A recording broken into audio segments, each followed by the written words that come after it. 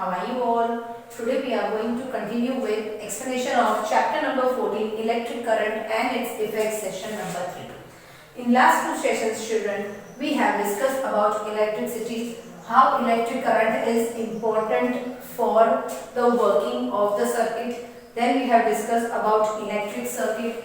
We have learned about electric wires, electric switch, right? Now today we are going to discuss about electric bulb, electric cells and battery also we have discussed in last session. Now the next important part of the circuit is electric bulb. Means current flow हो रहा है, battery work कर रही है, तो हमें कैसे पता चलेगा?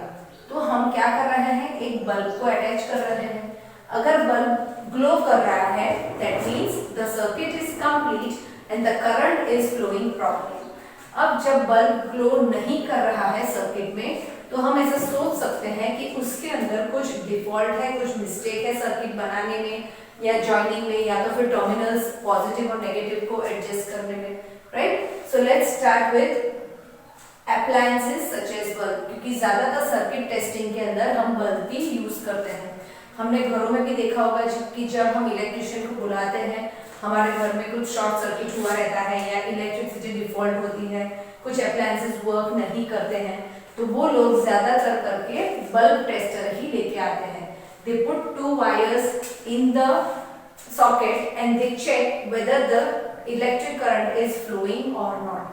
बल्ब ग्लो होगा तो उन्हें पता चल जाता है कि सर्किट इज प्रॉपर, और नहीं होता है then they can find the mistake. So any appliances uses the electric current in the circuit for some useful purpose.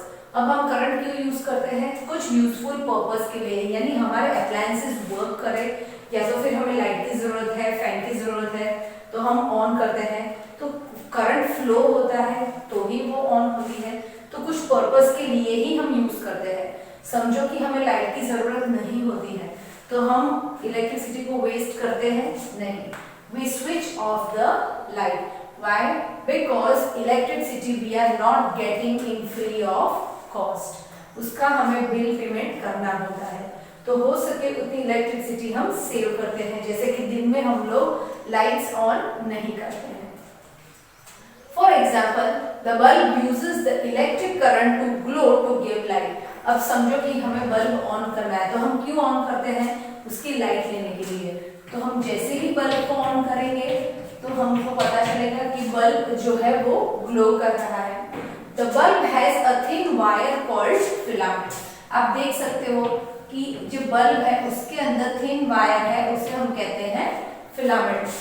That glows when current passes through it. अब जब यहाँ से करंट पास होता है, समझो कि बल्ब को हमने सॉकेट में डाला, तो करंट पास होता है, तो ये फिलामेंट क्या होता है? हीट होके, गर्म होके वो ग्लो करने लगता है. If the filament is broken the bulb will not glow. समझो कि यहाँ का फिलामेंट ब्रेकअप हो गया, यहाँ से टूट गया उसका वायर, तो क्या होगा कि बल्ब ग्लो नहीं करेगा. It is then said to be fused. इसे हम क्या कहते हैं कि बल्ब फ्यूज हो गया, राइट? हम लोग ऐसे भी बोलते हैं कि बल्ब उड़ गया, means it is not working. A fan uses electric current to rotate to blow air. अब इलेक्ट्रिक करंट हम अलग अलग अप्लायंसेस में यूज करते हैं. वॉशिंग मशीन में हम यूज करते हैं for washing clothes, right? Fan हम लोग यूज करते हैं for blowing air. Lights we are putting on to get light, we can see it properly in the dark. तो इलेक्ट्रिक करंट के यूजेस होते हैं, but it is used through the medium of appliances, right? Next, conducting wires. अब electric current के बारे में तो हमने पढ़ा, उसका कुछ मीडियम होता है, वो भी हमने फर्स्ट सेशन में डिस्कस किया था कि जो मीडियम होता है उससे ही इलेक्ट्रिक करंट फ्लो हो सकता है. हम लोग के करंट के लिए समझो कि हमने सॉकेट के अंदर सब कनेक्शन करके रखे हैं, लेकिन वो कनेक्शन हमने दूसरी तरफ नहीं दिए हैं, कोई भी अप्लायंसेस को नहीं दिए हैं, तो क्या करंट आगे फ्लो हो पाएगा? नहीं, वहां पे ही वो स्टैंड होगा. So it requires the medium. All conductors offer some resistance of the flow of electric current. यानी हमने जब डिस्कस किया था इंसुलेटर और कंडक्टर्स के बारे में, तो जो कंडक्टर्स होते हैं they are metallic conductors and metal can resist electric flow flow very easily. अब हम वायर्स के अंदर मेटल्स क्यों यूज करते हैं? Because metals are good conductor of electricity. अब उसकी जगह पे हम रबर, प्लास्टिक या तो फिर वूल, कॉटन कुछ यूज करेंगे तो क्या इलेक्ट्रिक करंट वन पॉइंट से दूसरे पॉइंट पे जा पाएगा? नहीं. So for that we are using copper और एल्यूमिनियम और iron, gold, silver. These type of metals we can use to resist wire or flow electric current from one point to another. Copper wire offer very little resistance and are therefore used as conducting wires. यानी copper जो है वो low resistance होता है, यानी बहुत easily electric current को pass on कर सकता है. Others such as tungsten used for making the filaments in bulb. अब जो ये बल्ब के अंदर फिलामेंट बना हुआ रहता है वो टंगस्टन मेटल का होता है because it gets heated at very low electric current. So components such as bulbs, wires, cells and switches are known as the elements of circuit.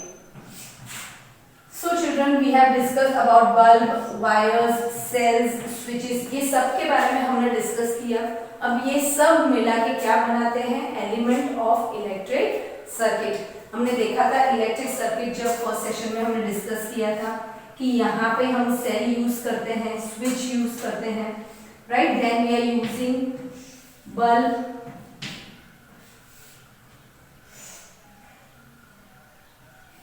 and here we are using battery also.